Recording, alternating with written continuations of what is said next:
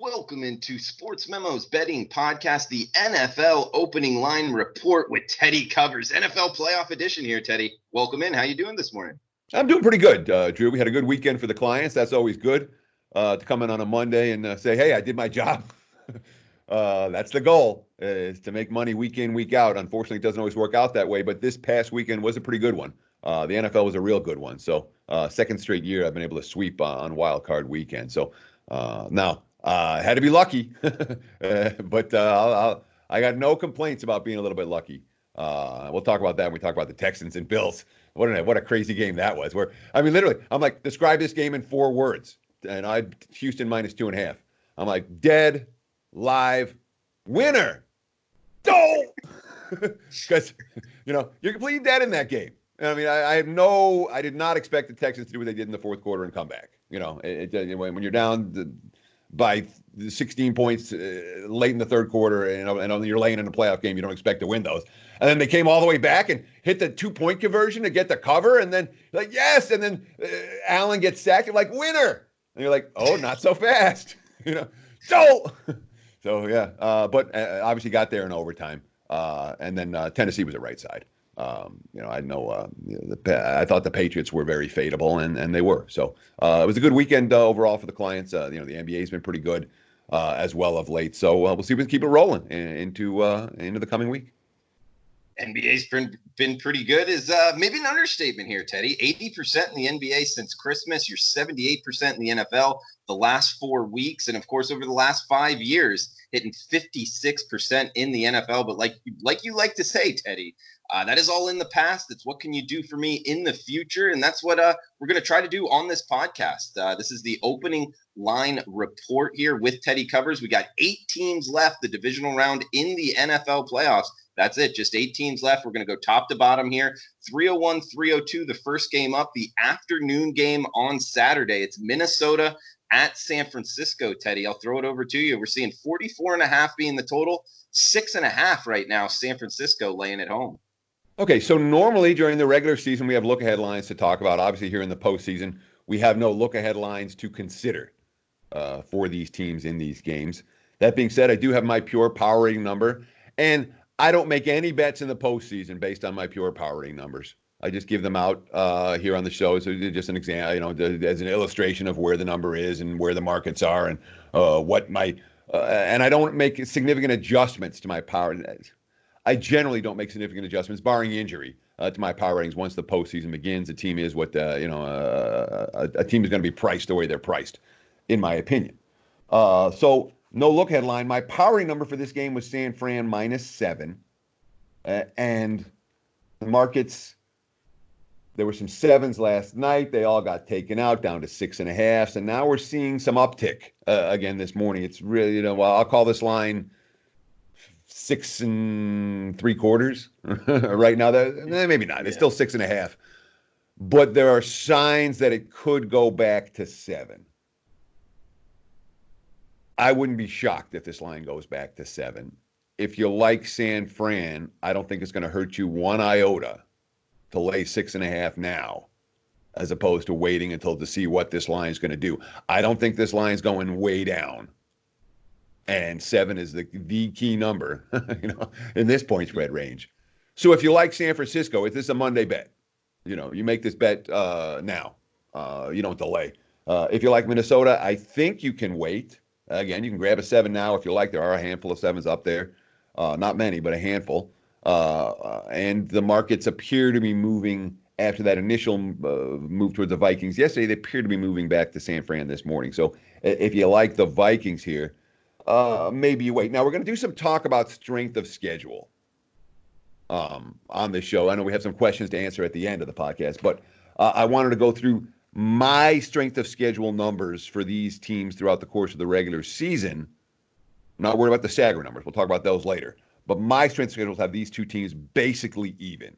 So it wasn't like Minnesota or San Fran. There's a dramatic schedule disparity, like we saw last week in the Houston-Buffalo.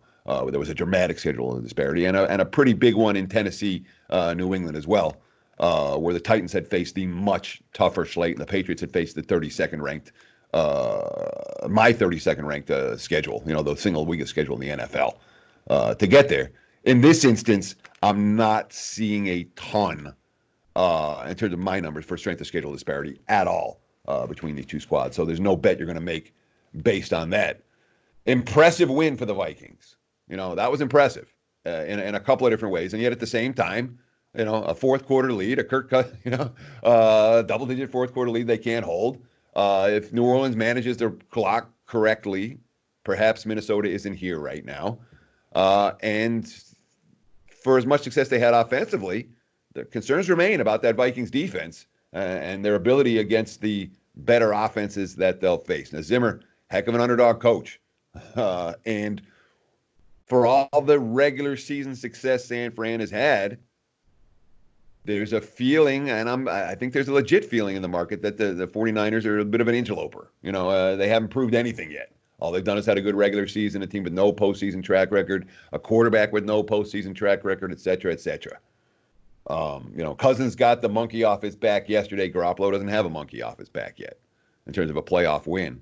So while I wouldn't be surprised to see this line go back up to 7, I also wouldn't be surprised to see it sit at 6.5 all week. The initial take on the total has been towards the under. 49ers aren't an under team. So, San Fran, for as good as their defense has been, Shanahan is a play caller extraordinaire. And if San Fran is going to win this game and cover this spread, I think there is at least modest correlation with the over in this contest. 49ers going to have to score points.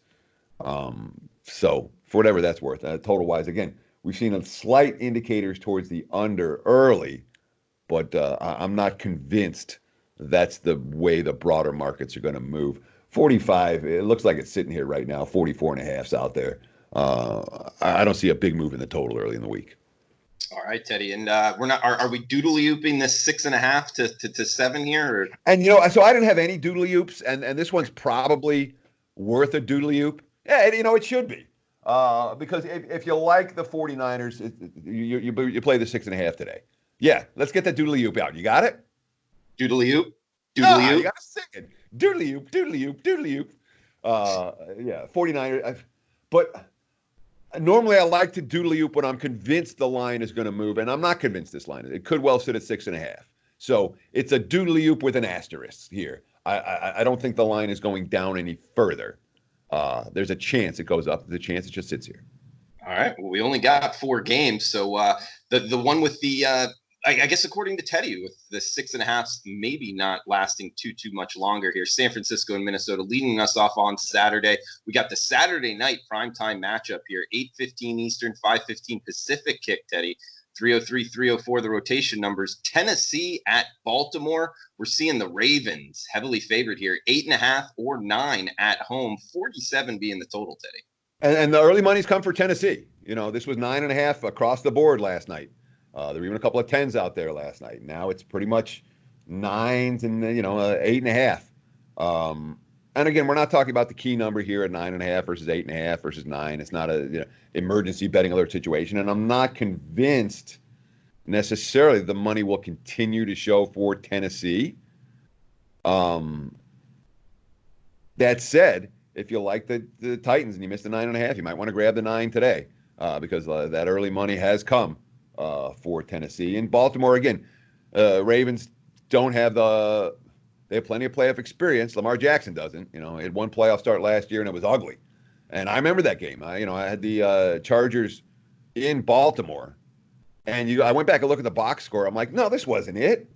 Because in the game, let's see, they had 11 first downs and 229 total yards. I'm like, no, that's bullshit. They didn't have anything. But then the last 2 scores, they had 158 yards of the 229 against the prevent defense. After they were already down 23-3. It was all garbage time. I mean, the Ravens did nothing in that game until the Chargers were way ahead. So it's the kind of thing where I'm sure Baltimore will remember that. I'm sure Harbaugh will remember that. I'm sure Lamar Jackson will remember that. That said, the question is, was that Tennessee's Super Bowl or not? To go up to New England and win. It, And it, it could be. well, yeah, it could be, but it also the Titans are a team whose season-long stats lie because Marcus Mariota was at quarterback for the first 6 games, and Marcus Mariota wasn't good at quarterback. And then ever since if you do nothing but take out the Mariota games, just look at the Tannehill games for Tennessee, you get a very different statistical profile. You get an elite offense, okay, instead of an okay offense. And it makes an enormous difference. And I mean, they were able to win a playoff game in New England where Tannehill stunk and they couldn't get anything going in the passing game at all. Henry was good enough to just run the football to victory. Now, is that going to work against Baltimore? You know, the advanced metric stats don't love this Ravens defense. Okay. You know, Lamar Jackson's done some incredible stuff. And boy, when you go through the Ravens game log, you're like, wow, they blew out this good team and they killed that good team. And you know, the back half of the season, this team was an absolute juggernaut. They really were by far the best team in the NFL during that span. But all that's regular season. You know, when it comes to postseason, they lost at home last year in the opening round, and they have a quarterback who's never won a playoff game. You know, Baltimore has been an overachiever in some postseasons in the Harbaugh era. He's certainly a coach we have a lot of respect for. All that said, you know, my initial gut reaction to this game was I think the Ravens are going to move the ball against the Titans, and I think the Titans are going to move the ball against the Ravens. So the initial reaction is, hey, let's look at an over in this contest. There's a problem, though, with the over, and the markets have already moved to the under this morning. What does Tennessee want to do? They want 15-play, 79-yard drives, grind it out on the ground, punch it into the end zone, 8 minutes off the clock. What does Baltimore want to do? 15-play, 79-yard drives, keep the ball on the ground, you know, keep the other team's offense off the field. So I worry about the number of possessions in this game when it comes to the total. I lean over, but I'm not convinced I'm going to get there. The markets obviously are looking in the other direction off the get-go from this one. Yeah, it's always a tough proposition to go up against. The pace, the long drives when betting it over, it can really kill it there. So good points, Teddy. On the Saturday games, we got 2 Sunday games as well. The first quick kick here, 3:05 Eastern, 12:05 Pacific.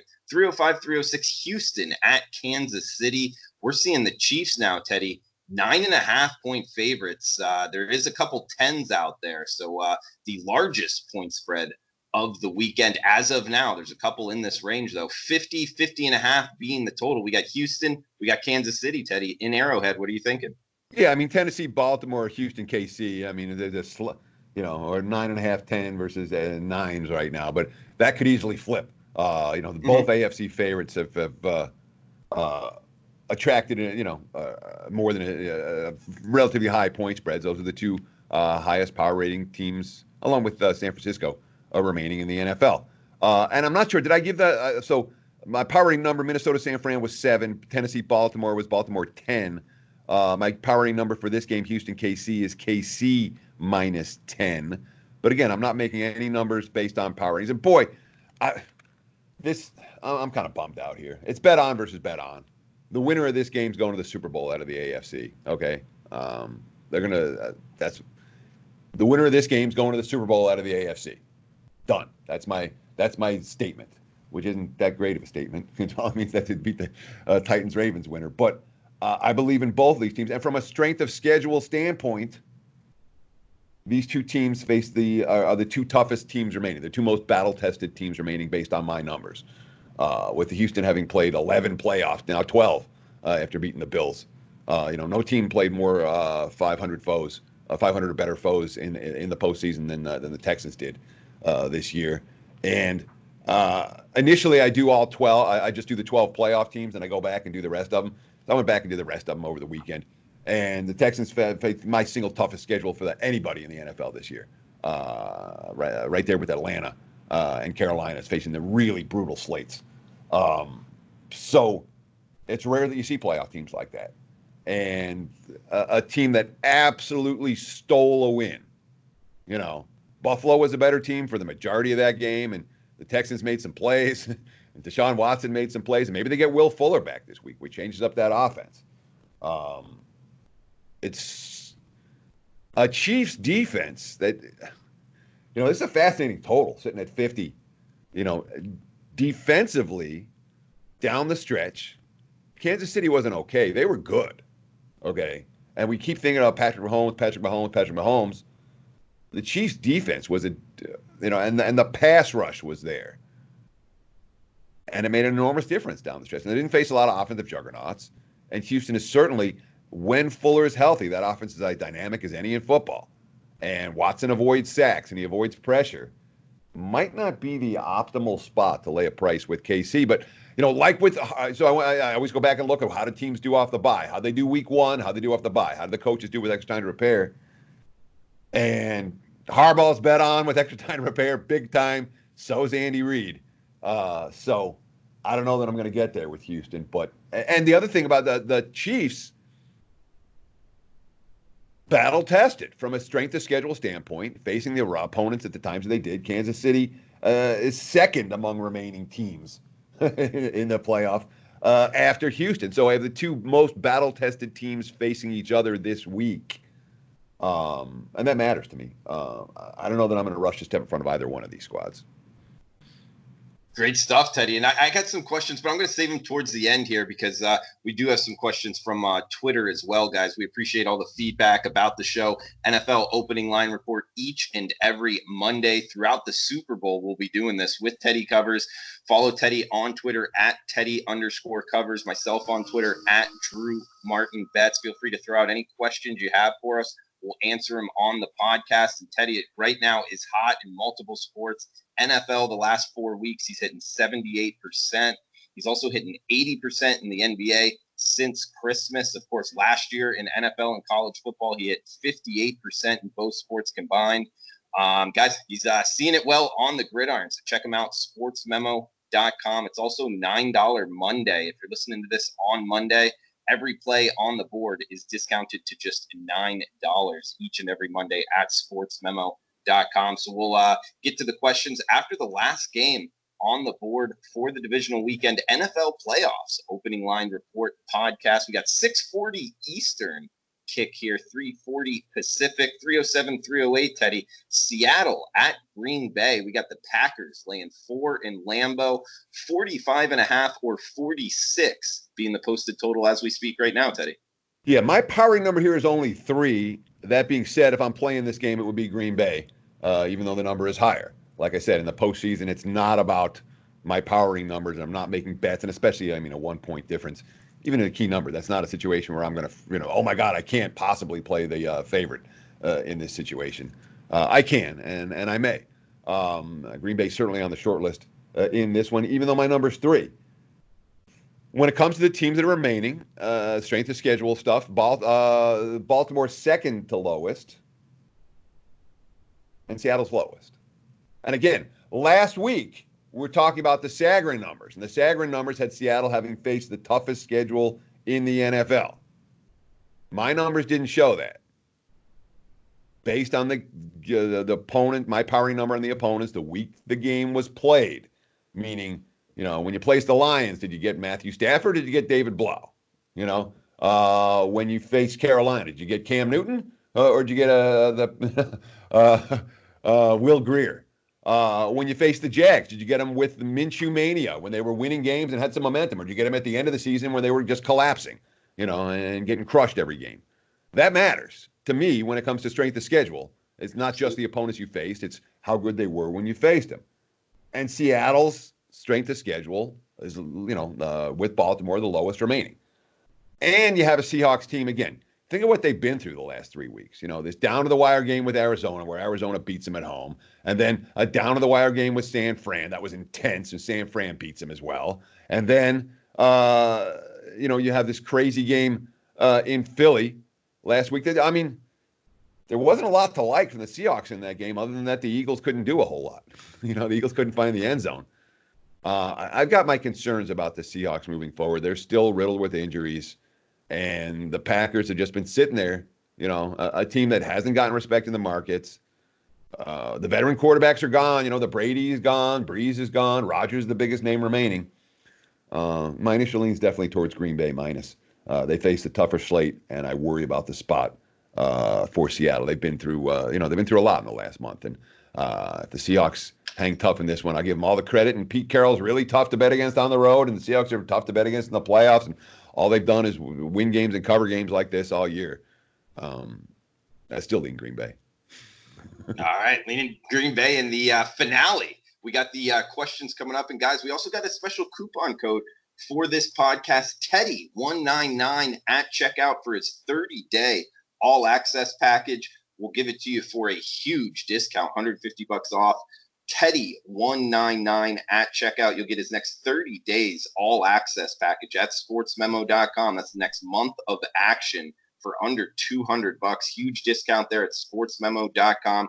Coupon code Teddy, Teddy 199 at checkout. Teddy 199 at checkout. Keep in mind, you get NFL, you get college basketball, you get NBA, any more bowl games that Teddy releases, Super Bowl prop pack, all of that stuff in this next 30 days. You're getting a lot here for under $200. Coupon code Teddy 199 at checkout for his 30-day all access package at sportsmemo.com. Teddy, we got some questions here off of Twitter. And guys, if you're watching on YouTube, please give us the thumbs up sign.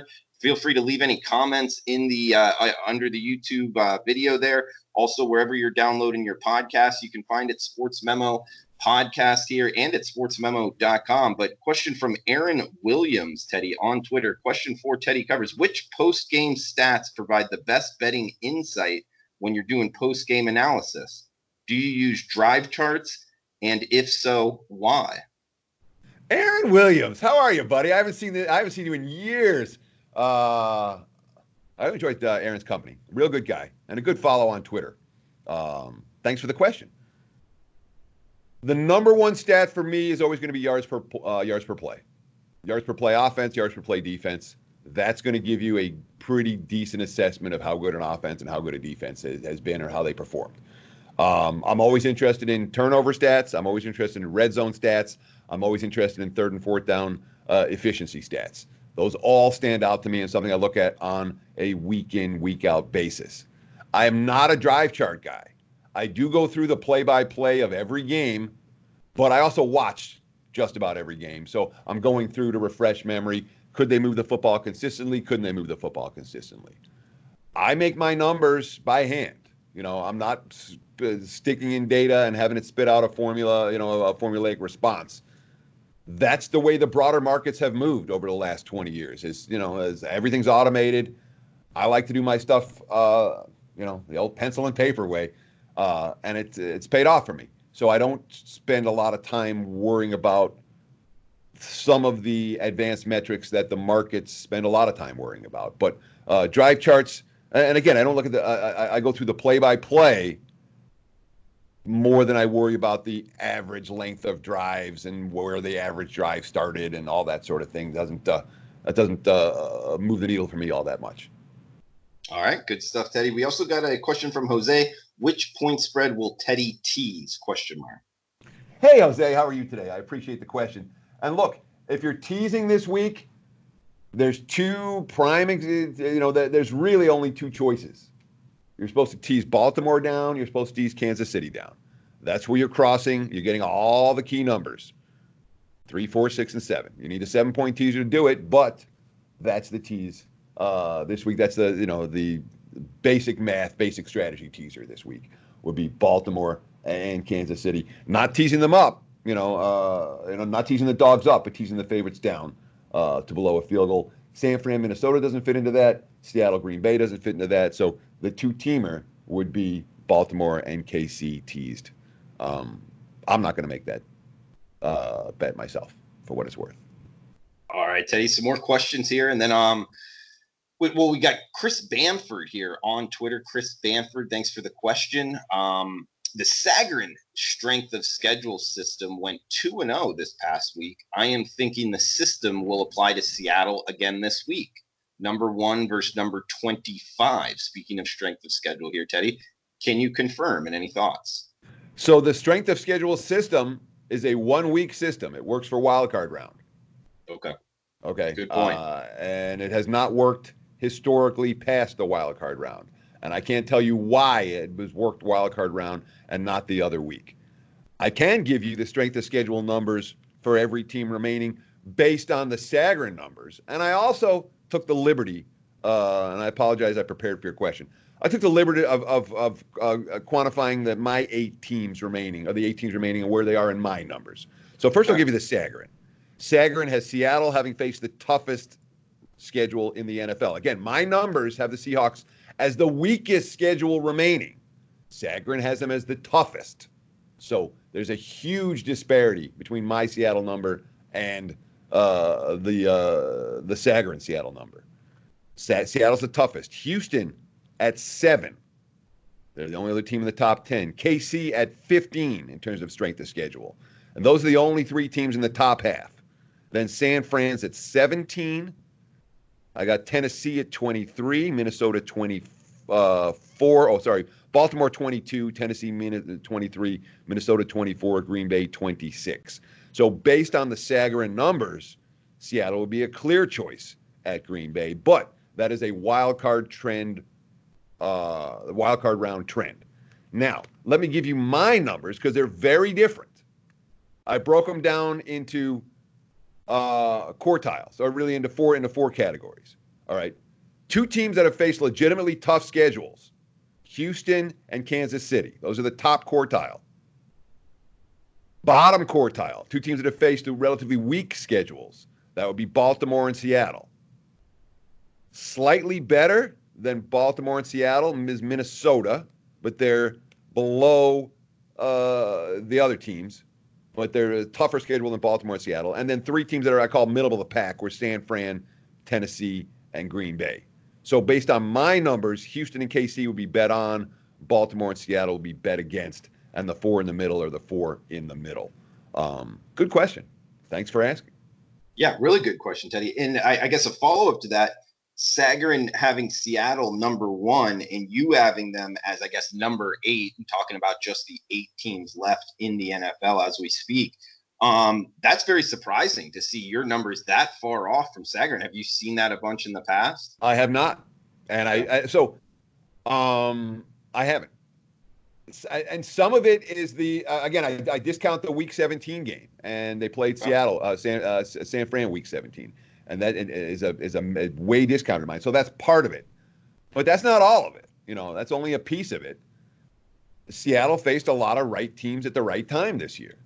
And the markets and the broader numbers won't show that. And I mean, if I pull out the schedule, we can think about a handful of examples where they got the right team at the right time. Let's see, they got Pittsburgh Week 2 right after Roethlisberger got hurt. They got the Saints right after Breeze got hurt. The game after. Okay, they got Teddy Bridgewater. There was something doing with the Rams in that game. They got Cleveland at their worst. They got Baltimore before the Ravens started clicking. The Niners were riddled with injuries in that first meeting. They got Philly at Philly's lowest point of the season, where I had them literally the lowest powering number of the campaign. They got Carolina when Carolina was tanking at the end. They got the Rams after the Rams. It was on and on, a game after game where Seattle faced a team at the right time, as opposed to at a different point in the campaign where they would have faced that team would have been a tougher out than they were. So that's how my numbers are different from the market numbers, and the Sagarin numbers. And I don't try to adjust my numbers towards the Sagarin numbers. I'm a believer in my numbers. I work them hard every week. There's not one number in there, all year long. I went back and looked, like, yeah, I probably over-adjusted this team a point here, or a half point there. But big mistakes, few and far between. Teddy, we got a follow-up question for Chris. He replied to his first question. Also, with 2 number 6 seeds and a number 5 seed winning, are there stats on how teams that win on the road in round 1 of the playoffs fare ATS when having to travel again in week number 2? ? The Titans and Seahawks will be on the road. I mean, especially the Seahawks, because this was a question I was going to ask for you. They're kind of almost going cross-country 2 weeks in a row here. I haven't done my research on if they went back to Seattle. I'm guessing they did. What are your overall thoughts on this? In terms of, I'm sorry, give the question one more time. I didn't have a... Yeah. Also, with two number 6 seeds and a number 5 seed winning, are there stats on how teams that win on the road in round 1 of the playoffs fare against the spread, having to travel again in the second round? So the aggregate stats here are an issue. Okay. And of course there are stats. There's stats for everything. But if you go back and look at a long sample size, you're going to see the 5 and 6 seeds have a lot of problems this round. If you go back and look at a shorter sample size, you'll see a lot more success from the 5 and 6 teams. So if you want to trend it, if you're looking at 30 years, you're going to get a very different number than if you're going to looking at 5 or 10 years. I tend to look at the matchups one by one, and I'm not. And one thing I'm not looking about is worrying about. I don't worry about seeding. What a team's seed was. We talked about that. Remember, we talked about what a dangerous. I'm like the Vikings is a 6 seed. That's a dangerous team as a 6 seed. They are, but I'm not. The teams that win on the road in the wild card round weekend, long term, have had a lot of problems the next week. Shorter term, it has not been as bad. Teddy, what about the, we're seeing -9, -9.5, even -7. 3 out of these 4 games, depending what sportsbook you want to go at, are a touchdown or more favorites. That's 3 of the 4, 75%. That's more than in at least recent years past. I'm just going off the top here. Do you think there's anything to that of why that's going on here? Well, yeah, we saw the 5s and the 6 seeds winning, and now going on the road for the second straight week. And when you look at the favorites, the Baltimore, the KC, the San Fran, they're all power rated pretty darn high. They've all gotten a lot of market respect, and they're a little bit higher than the average. And I haven't gone back and looked, but my gut is that if I went back and looked the last 5 years at the average of my powering number for the 4 home teams in this round versus this year, I think this year might be a little bit higher. Okay. You also bring up the fact of Houston, Kansas City winner is your pick to win the AFC. Yes. I guess, with also the Tennessee Titans, are out there, but what do you have here against the Ravens in terms of why you're kind of putting them off a little bit? I have issues with Baltimore defensively. Okay. I do not think that defense is good. Okay. Or not Super Bowl caliber. Okay. I don't. And let Lamar Jackson win a playoff game before we give the Ravens the Super Bowl. Okay. Yeah.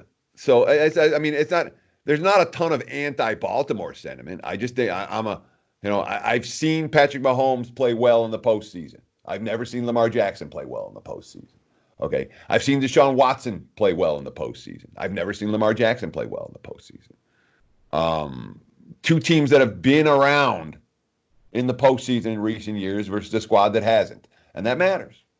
So I give them I would give the winner of that game the edge.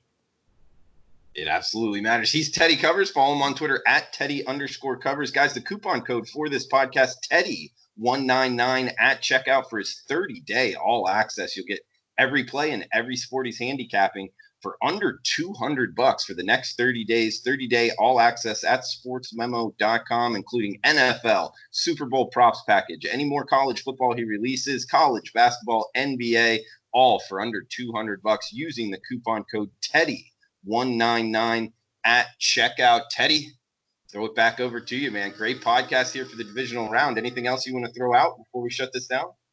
I just want to say, hey, guys, this podcast it's blowing up. We really appreciate all the follows, all the likes, all the retweet. Thank you.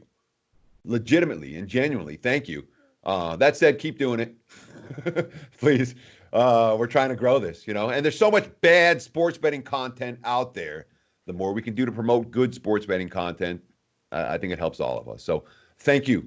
We really appreciate it. Drew and I both. And we'll do it again next Monday. Good luck this week. Good luck to you too, Teddy. And I second that, guys. Feel free to shout out any positives, anything you want us to improve on. It all works. Comments, reply on Twitter, all of that. So we appreciate it, guys. We will be back with Andrew McGinnis breaking down the NHL Tuesday card. So come back and join us on the Sports Memo podcast. Best of luck with your bets, guys.